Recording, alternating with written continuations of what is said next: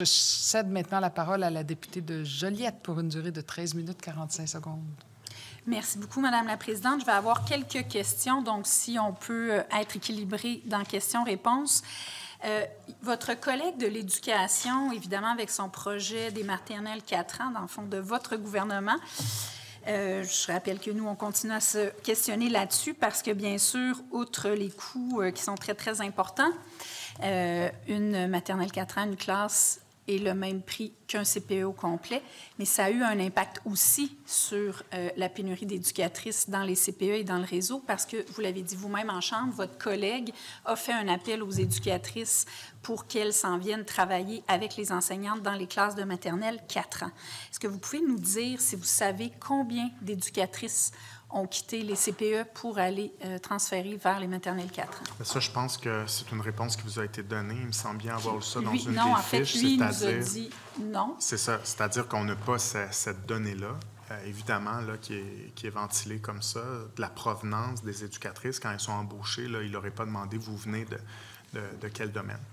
En tout cas, on n'a pas ces données-là. Est-ce que le ministre pourrait s'engager à demander au réseau des CPE qui ont vu des éducatrices quitter, celles qui ont quitté pour les maternelles 4 ans, je pense que ce serait une donnée importante. Parce que depuis le début, vous nous dites, les deux ministres, on va travailler en complémentarité, vous allez voir, on se fera pas mal. Or, c'est pas ça la réalité. Je pense que ce serait une donnée importante. Est-ce que vous pouvez vous engager à demander cette donnée-là? Je ne suis pas du même avis. Je suis pas du même avis parce que faire ça, nécessairement, c'est de comparer les réseaux, c'est d'avoir une certaine compétition, de calculer l'un vole, entre guillemets, combien d'éducatrices à l'autre, alors que dans mon esprit, on n'est pas là. Dans mon esprit, chaque fois qu'un enfant de 4 ans a un service éducatif, on est gagnant. D'abord parce qu'évidemment, cet enfant-là, souvent, vient d'un milieu où il n'avait pas de service éducatif. Donc, il y a beaucoup des enfants qui fréquentent la maternelle 4 ans qui n'étaient pas en CPE.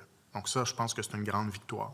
Ensuite de ça, parce que quand un enfant était dans un CPE ou une garderie et décide de fréquenter, que ses parents décident de lui faire fréquenter la maternelle 4 ans, il continue de recevoir un service public de qualité et ça libère des espaces dans nos centres de la petite enfance et dans nos garderies pour des parents, pour des enfants, en fait, qui attendent une place. Donc moi, je pense qu'il n'y a pas de compétition. Donc, on n'aura pas cette donnée-là, mais je veux juste dire au ministre que quand on est rendu que dans le milieu des CPE, il faut réduire le ratio de 2/3 à 1/3 de qualifiés, c'est un peu difficile de ne pas voir les liens entre les deux univers puis de se questionner si on a à cœur la qualité des services dans les CPE et les services de garde aussi. J'aurais aimé ça qui s'engage à demander cette information-là. Je veux, parce qu'évidemment, oui, on entend qu'il va nous faire plein de belles annonces, mais la crise, elle est réelle et elle est maintenant. On a vu donc dans les données qu'il y a 954 places en 2021 qui étaient octroyées en CPE et garderies subventionnées qui vous ont été retournées, qui n'ont pas pu donc être créées. Est-ce que le ministre s'engage ou a un plan pour que ces 954 places-là, qui normalement avaient été octroyées, puissent être développées très rapidement, notamment, par exemple, par de l'optimisation de places dans des CPE qui existent déjà, peut-être en allant de l'avant avec des petits... nous, on avait fait la proposition de petits CPE en novembre, en pensant notamment à des milieux comme la Gaspésie. Ma collègue de Québec solidaire a amené l'idée des micro-CPE. Là. Donc, c'est un peu... Est-ce que le ministre peut nous dire que ces 954 places-là pourraient être redéployées très rapidement? Je le fais depuis le début de mon mandat, à chaque fois. Et il y avait comme une façon de faire avant où il y avait toujours quelques centaines de places qui étaient gardées au ministère de la Famille. Et moi, quand je suis arrivé, j'ai dit on doit sortir toutes ces places-là. Donc, aussitôt qu'il y a des places qui sont reprises, au prochain appel de projet qui est disponible, on les remet au jeu.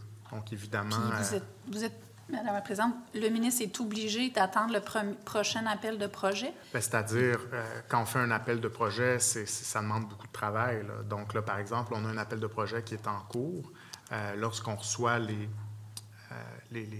places, par exemple, dans le 4359 places qui sont actuellement étudiées, il y a une portion de 2500 places qui sont des nouvelles places. Et la balance, ce sont des places qui nous ont été retournées d'appels de projet précédents, où on leur a dit, là, arrêtez, vous devez développer ou vous nous retournez ça. Donc, aussitôt qu'on peut, on les jumelle avec un appel de projet, puis on les redonne. OK, mais est-ce que le ministre ne pourrait pas tout de suite ajouter, puisqu'il n'a pas fait toutes les annonces de son dernier appel de projet, les places retournées de la dernière année pour bonifier l'appel de projet, ou il faut qu'il attende à son prochain appel de projet?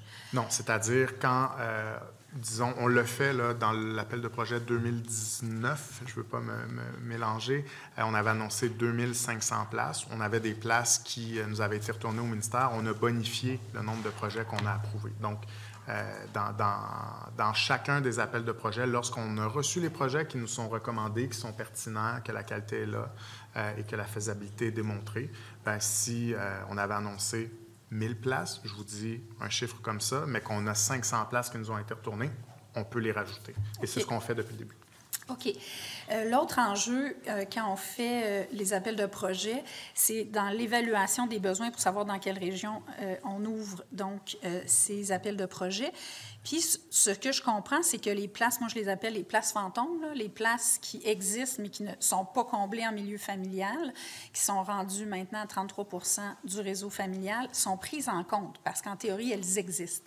Est-ce que le ministre s'engage à retirer de l'évaluation des besoins, ces places-là, quand on va en appel de projet pour savoir quelle région manque de place? Parce qu'évidemment, ça fausse complètement les données.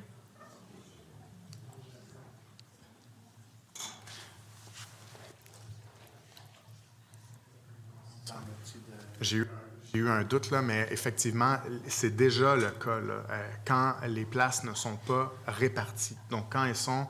Je vais vous donner une image là, sur les tablettes du bureau coordonnateur, parce qu'on n'a pas de responsable de service de garde pour les offrir. Elles ne sont pas prises en considération dans la planification des besoins. Donc, on ne prétend pas que ces places-là sont disponibles. Non.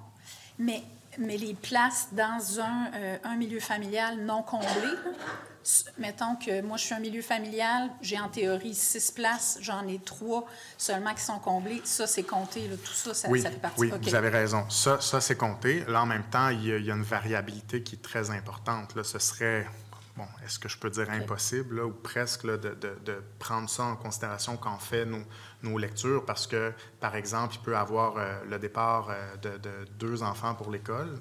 Et là, du jour au lendemain, il y a 2 places qui sont vacantes, mais ces places-là vont être comblées très rapidement par la suite. Parfois, elles restent vacantes plus longtemps. Il y a une variabilité qui est assez importante, mais évidemment qu'on ne finance pas des places fantômes. Je fais attention avec ce terme-là parce qu'il avait été utilisé là, précédemment pour les CPE, puis le gouvernement libéral avait agi pour ça. Ça, c'est un bon coup. On se comprend. OK. J'ai une question. Le ministre est tanné de parler du PQI. Je vais lui parler du PFI. Oui. Donc, on va changer de registre. J'ai un tableau pour ça aussi. Le programme de financement des infrastructures. Super. Moi, j'en ai pas. Donc, en fait, je veux juste l'amener. Le programme de financement des infrastructures, c'est en fait les règles donc, qui encadrent la construction des CPE, les règles financières et tout ça. Ce qu'on nous rapporte beaucoup, c'est que souvent, il y a des dépassements de 10 % à 15 %, même très fréquemment. Et là, c'est toute une valse d'aller-retour. Là, je sais que le ministre a dit, je revois les étapes, mais ça, ce n'est pas corrigé automatiquement dans tout ça. Pour finalement dire, rapetissez ça, OK, on va vous donner tant de plus, ce qui allonge beaucoup les délais. Donc, on aimerait savoir s'il va y avoir une bonification donc des règles budgétaires associées au PFI pour prendre en compte ce dépassement qui est souvent de cet ordre-là. Et deuxième élément, et j'ai reçu un cas encore cette semaine très concret, d'un CPE de Mascouche, donc qui m'exposait là, sa réalité. Claire Soleil, exactement. On est heureux de s'entendre sur le fait que là, avec l'explosion des coûts de construction, il y a en plus du premier défi de ne pas être à jour dans les règles parce qu'il y a tout le temps des dépassements de coûts. Mais là, en plus, eux, c'est 200 000 de plus juste à cause de l'explosion des coûts liés à la surchauffe là, dans le domaine des matériaux de construction. Est-ce que le ministre va revoir ces règles et est-ce qu'il va bonifier les montants? Est-ce qu'il va prendre en compte les montants plus élevés pour les matériaux de construction? L'important, à la fin de la journée, comme diraient les anglophones, donc c'est un anglicisme, l'important, au bout du compte, Madame la Présidente, c'est que le projet se fasse, c'est que le projet soit financé. Donc, c'est clair qu'actuellement, on a une situation où les coûts de construction ont augmenté. Sauf que dans tous les cas où c'est justifié, on a recours à ce qu'on appelle au ministère l'enveloppe exceptionnelle. Donc, quand il est démontré que il n'y a pas d'économie à faire et qu'on est allé au bout là, de ce qui est raisonnable comme économie, évidemment, on ne met pas en jeu la qualité ou la sécurité, mais quand on voit qu'on est allé jusqu'au bout des efforts pour faire baisser les coûts, bien, on a recours à l'enveloppe exceptionnelle. Donc oui, vous avez raison. Ça, je ne le nie pas, que parfois, ça nécessite quelques allers-retours, mais à ça, je réponds toujours, on gère des fonds publics. Parfois, on va donner 1 million de dollars, 1,5 million de dollars à un OBNL à qui on fait confiance pour construire un CPE, par exemple, et on a aussi cette responsabilité de s'assurer que les fonds publics sont bien dépensés. Donc oui, il y a des allers-retours, mais à la fin, quand on s'entend sur le montant, même s'il dépasse les barèmes qui sont fixés, on a recours à l'enveloppe exceptionnelle. Et en terminant vraiment rapidement, là, cet automne, c'est bien cet automne, on va avoir mis sur pied un plan fonctionnel et technique type, un PFT type, qui sera un peu le livre de recettes qui dit voici ce qu'il y aura dans un CPE pour qu'on arrête de s'obstiner à savoir si ça prend 1, 2 ou 3 toilettes, bon, par exemple. OK. Mais moi, je soumets au ministre que le temps, c'est de l'argent. Et on est dans une situation urgente et je pense qu'il doit revoir les règles de son PFI pour qu'elle soit bonifiée, dans le sens où, quand on perd des mois et des mois en aller-retour pour essayer de convaincre, je vais vous parler de quelques cas, là, c'est des mois et des mois, avec des retours avec les fonctionnaires du ministère qui veulent être sûrs que tout est approuvé et tout ça, est-ce qu'on ne devrait pas, en partant, donner une enveloppe un peu moins serrée et faire en sorte que dans la crise qu'on vit en ce moment, les places puissent se concrétiser rapidement? Première chose. Donc, est-ce qu'il va bonifier les règles du PFI? Et 2, les matériaux de construction, donc la surchauffe, l'explosion des coûts, là, c'est documenté. Est-ce que le ministère va en tenir compte et donc donner de la souplesse au CPE? On en tient déjà compte. Donc, je vous soumets qu'attendre la mise à jour des barèmes qui doit venir avec la mise sur pied d'un plan fonctionnel et technique type, ça prend bien plus de temps que de faire quelques allers-retours avec le CPE, par exemple, et de lui dire, bon, vous avez raison, là, on est allé jusqu'au bout, parfait, vous dépassez. Et je dis encore une fois, n'importe quoi, je vous lance un chiffre, vous dépassez de 100 000 $ ou 200 000 $ le budget qui vous avait été octroyé, mais c'est justifié, on va verser l'argent parce qu'on comprend bien qu'il y a une situation particulière. Et je vous dirais que dans les circonstances, ce qu'on donne comme directive aux employés du ministère qui gèrent ces projets-là, qui analysent les dossiers, c'est de faire preuve de flexibilité en ce sens où on doit absolument prendre en compte le fait qu'il y a eu une augmentation importante des coûts de construction. 1 minute 20 secondes. J'insiste vraiment pour que le ministre se donne une marge de manœuvre financière plus importante. Donc, je sais ce qu'il nous répond, mais dans la réalité, c'est extrêmement difficile pour les milieux d'être dans cette négociation-là. Et pendant ce temps-là, ce sont les parents du Québec qui attendent prestamment ces places-là qui en font les frais. Et donc, je voulais juste bien le sensibiliser là-dessus. Fait que j'espère qu'il va donner plus de flexibilité parce qu'il y a comme une espèce de... un modèle pour tous. Puis je pense qu'on ne peut pas être juste là-dedans. Il faut trouver l'équilibre.